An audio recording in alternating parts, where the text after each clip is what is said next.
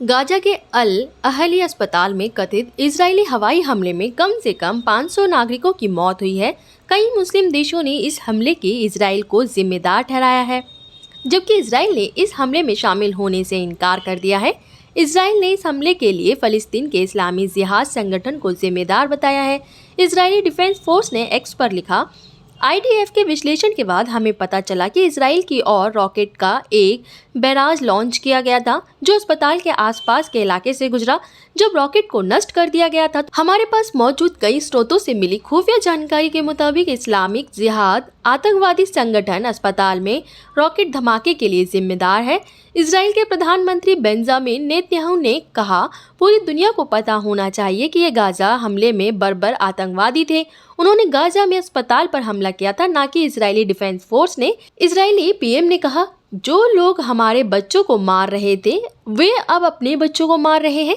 दुनिया भर के कई नेताओं ने इस हमले की निंदा की है। फलस्तीन के राष्ट्रपति महमूद अब्बास के प्रवक्ता ने हवाई हमले की निंदा करते हुए इसे नरसंहार और मानवीय तबाही बताया है। अब्बास ने अमेरिकी राष्ट्रपति जो बाइडेन के साथ पहले से तय बैठक को भी रद्द कर दिया।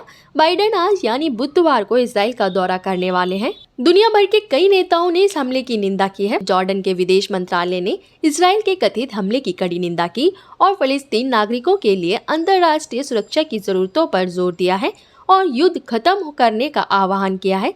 कतर के विदेश मंत्रालय ने कहा कि यह हमला खतरनाक वृद्धि को दर्शाता है। विदेश मंत्रालय के बयान में कहा गया कि गाजा पट्टी पर अस्पतालों, स्कूलों और अन्य जनसंख्या केंद्रों को शामिल करने के लिए इजरायली हमलों का विस्तार एक खतरनाक वृद्धि है। फलस्तीन इस्लामिक जिहाद ने इसराइल के आरोपों को खारिज कर दिया है। संगठन ने गाजा अस्पताल पर हुए हवाई हमले से खुद को अलग किया है। समाचार एजेंसी रॉयटर्स ने इस्लामिक जिहाद के प्रवक्ता दाऊद शहाब के हवाले से बताया कि इजराइल मनगढ़ंत आरोप लगा रहा है।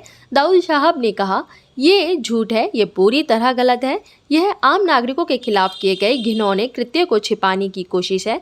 हमास के पॉलिटिकल ब्यूरो का प्रमुख इस्माइल हानिया ने गाजा अस्पताल धमाके को लेकर कहा, अस्पताल में नागरिकों के खिलाफ हुए नरसंहार दर्शाता है कि हमारा दुश्मन कितना क्रूर है और किस हद तक डरा हुआ है।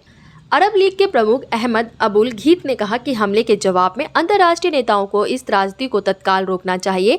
उन्होंने सवालिया लहजे में कहा, कौन सा शैतानी दिमाग जानबूझकर एक अस्पताल और उसके असहाय निवासियों पर बमबारी करता है। अहमद अबुल घीत ने एक सोशल मीडिया पोस्ट में लिखा, अरब तंत्र इन युद्धों अपराधों का दस्तावेजीकरण करेगा और अपराधी अपने कार्यों से बच नहीं पाएंगे।